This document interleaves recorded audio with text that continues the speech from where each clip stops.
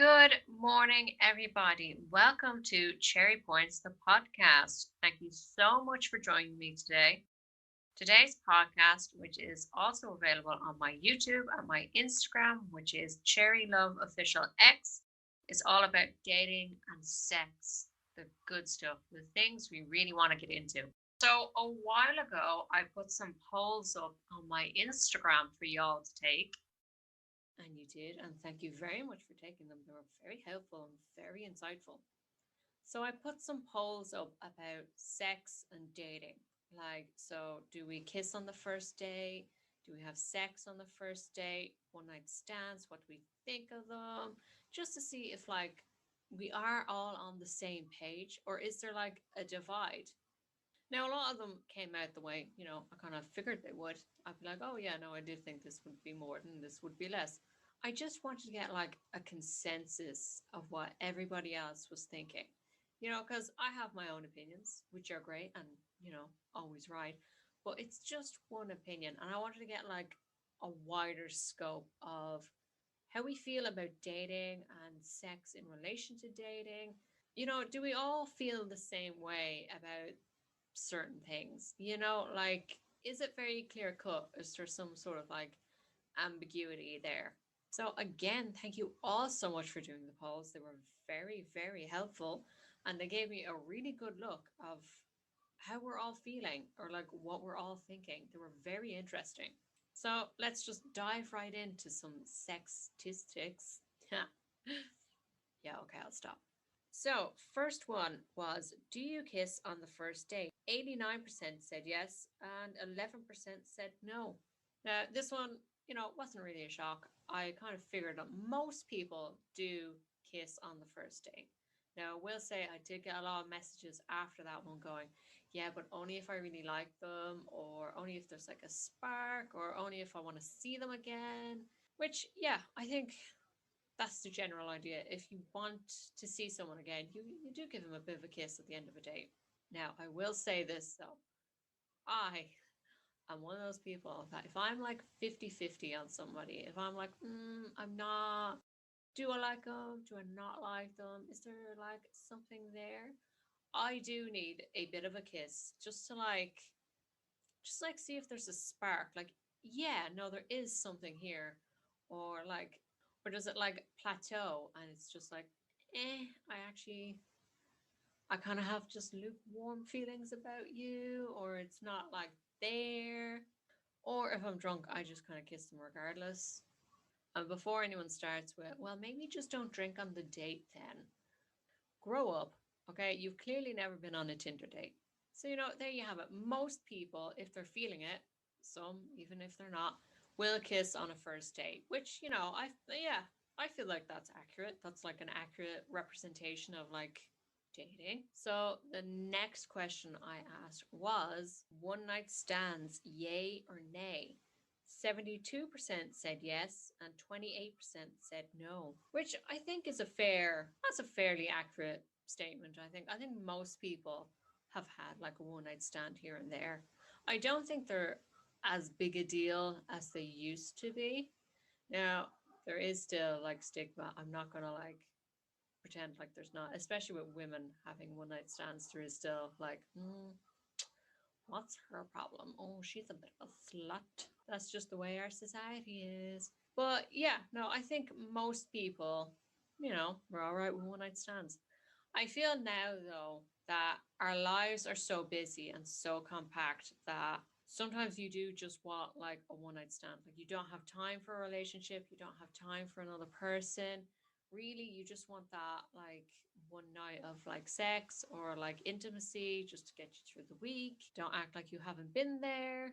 My only real problem with one night stands is it's not like quality sex. Let's be real. I've had my fair share of one night stands, and yeah, one or two of them have been pretty good. I came. There's not much more you can ask of a Tinder date. But like the majority were anticlimactic. Yeah, that's like that's the politest way to put that. Okay, look, if you find someone on Tinder, if you find a man on Tinder for a one night stand, you're gonna get like overly performative sex. Like they've clearly just watched way too much mainstream porn. They're like, yeah, no, this is what you do. This is how you like, this is how you satisfy a woman. Yeah, yeah. No, I've seen this on videos. I totally know what they're doing. And really, they are just banging on your end like they're trying to get ketchup out of a bottle. And you're just lying there going, slow down, pal. Like I have been with so many men that were like that. They're just there like living out their porn fantasy, like they're really going for it. And I'm just like, no, nobody's watching. Like it's just you and me. Like who is this for? Because it's sure as fuck not for me. Like some nights you're lying there and they're just like going at it and you're kind of like, should I be looking out for a camera?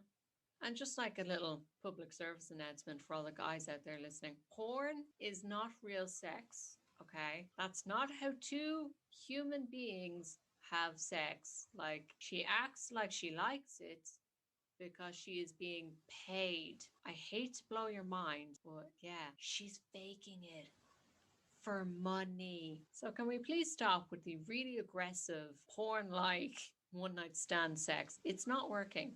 Here's like a little thought. Maybe you have sex like you want to have sex. Like maybe you just have a conversation before the one night stand being like, "Oh, hey, I kind of like this. What about you? Hey, yeah, no, I really like that. Let's do this. Let's try that." Like it's an idea.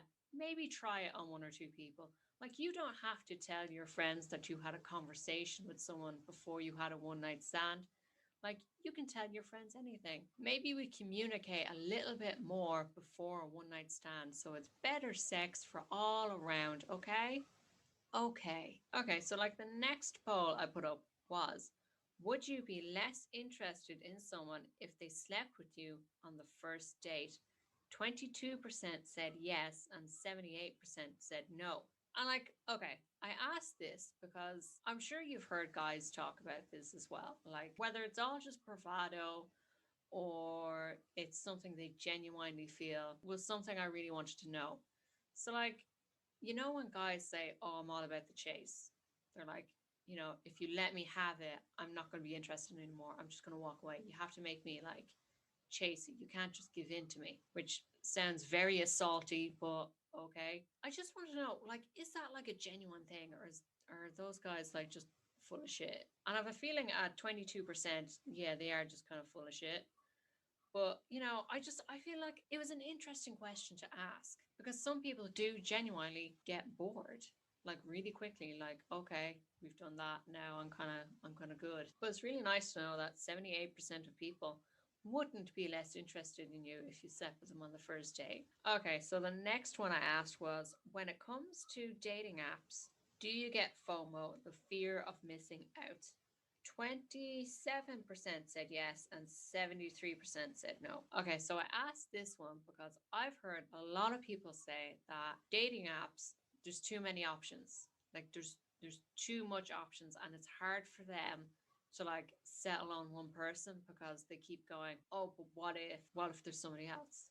Like, "Oh, but what about this person? Am I missing out on something? Like, should I just keep looking?" I can't be the only person that hears a lot of that because, I do a lot of research into dating and that kind of keeps coming up, that kind of feeling of, what if I miss out on someone else? Like, what if there's this other person waiting for me? And I really feel with dating apps, if you use them, you really have to know like what you're looking for. I feel like you kind of have to be one of those people with a very set list and type because there's just so many people on apps. I feel like if you go on there kind of going like, "Oh, I'll just see who's around," you're going to be swiping for forever. I feel like if your options are 1,000, you have to have it narrowed down to like 10.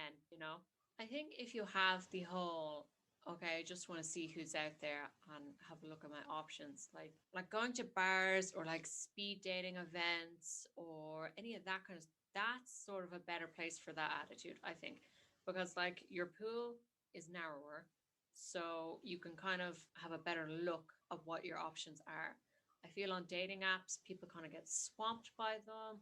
They're kind of like, "Oh, but like there's endless amounts of people on them."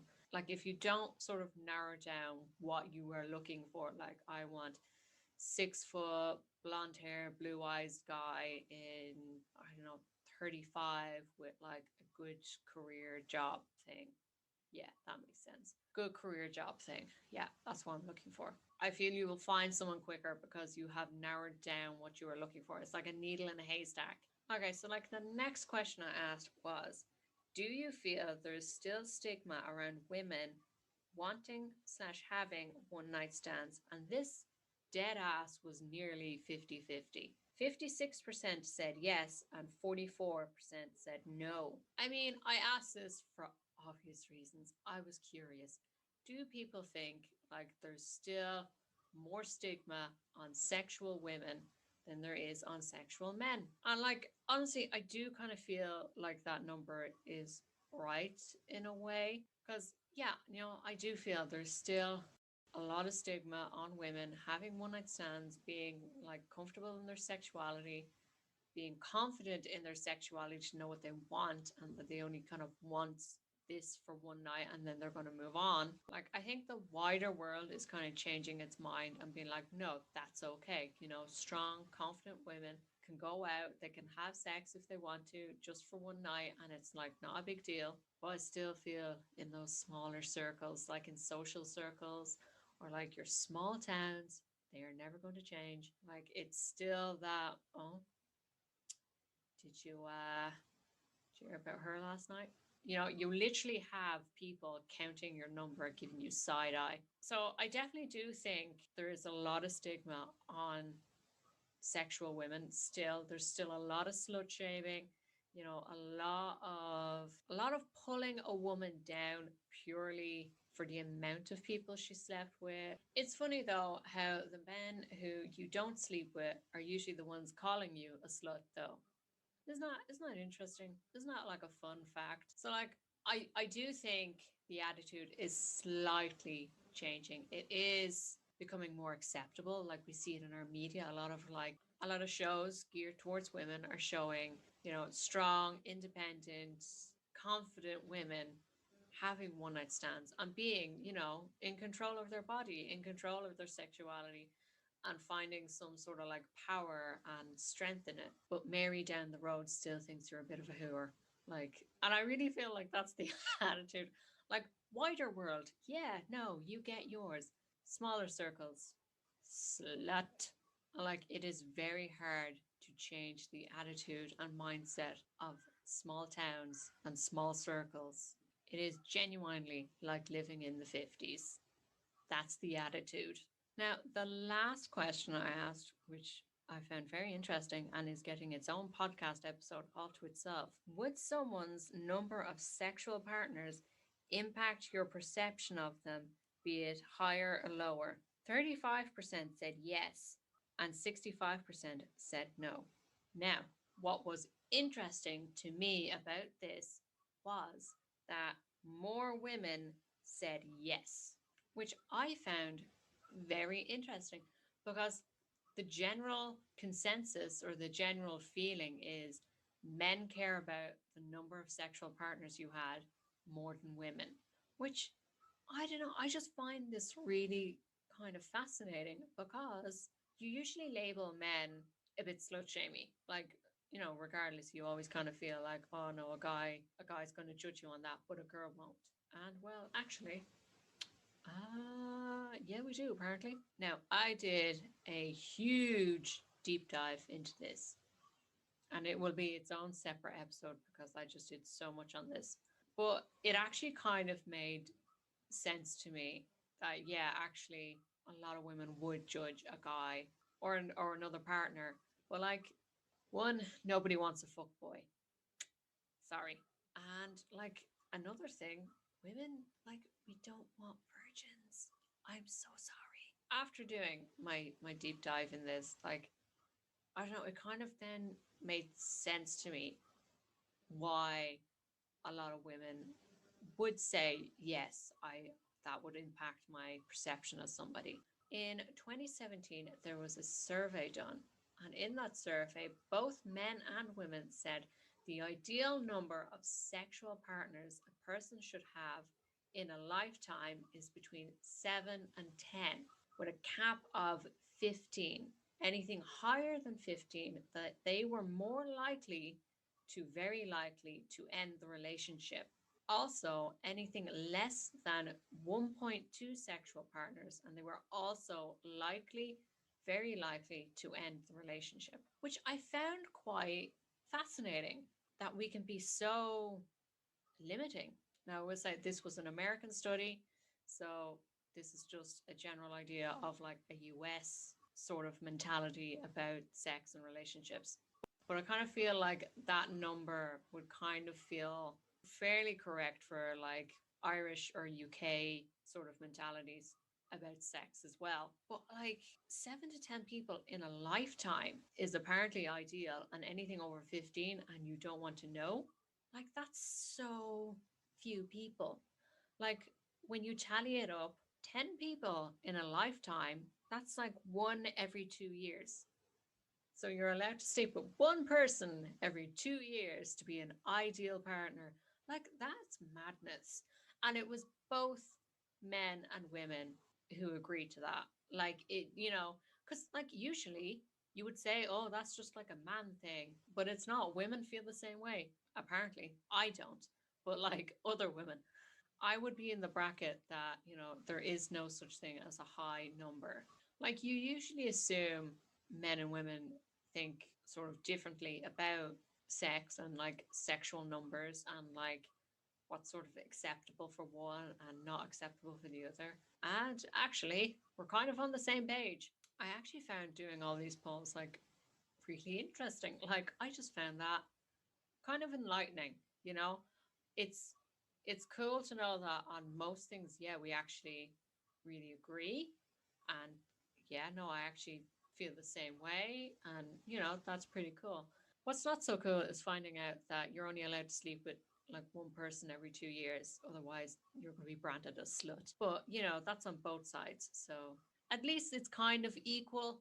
You know, it's, I mean, yay, equality. So while I was doing all of my polls and like all my research and all like my dating information, I came across this show. It's called Dating Around, and I thought, oh, this will be good for my like research. So if you don't know the show, it's on Netflix, 2 seasons, very good, would highly recommend. So basically, the premise of the show is one person goes on 5 dates and then can only pick one person for a second date. And this is how I actually got my first question in my polls, because I noticed something.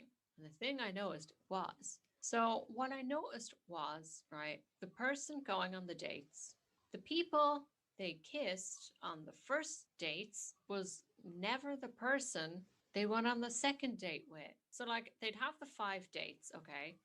And they would kiss maybe one or two or three of them. And it was never the person they picked for the second date. And I was like, did I count that right? Is this something? So I went back and I watched both seasons and I counted. So there's 12 episodes in the whole 2 seasons. Now, one girl, she didn't kiss anybody and she didn't pick anyone. So we're going to take her out.